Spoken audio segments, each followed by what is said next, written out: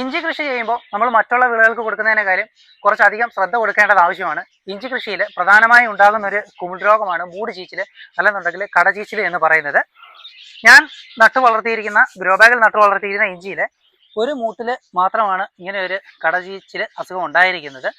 ഇഞ്ചിയുടെ തണ്ടും ഓലയും പഴുത്ത് താഴെ വീഴുന്ന ഒരു അവസ്ഥയാണ് ഉണ്ടാകുന്നത്. നമ്മൾ നട്ടേക്കുന്ന ഇഞ്ചിയിൽ നിന്നും വളർന്നു വന്നേക്കുന്ന ഭാഗം അഴുകി പോകുന്ന ഒരു അവസ്ഥയാണിത്. ഈ ഒരു കുമിൾ രോഗത്തെ നമുക്ക് ട്രൈക്കോഡെർമയിൽ സമ്പുഷ്ടീകരിച്ച ചാണകപ്പൊടി ഉപയോഗിച്ച് കൃഷി ചെയ്യുകയാണെന്നുണ്ടെങ്കിൽ ഈ ഒരു രോഗം നമുക്ക് ഒരു പരിധി വരെ നിയന്ത്രിക്കാനായിട്ട് സാധിക്കും. ഇതിൻ്റെ മൂട് ഭാഗത്ത് നിന്നും ചീഞ്ഞ് ഈ തണ്ട് വേർപെട്ട് പോകുന്ന ഒരു അവസ്ഥയാണ് ഉണ്ടാകുന്നത്.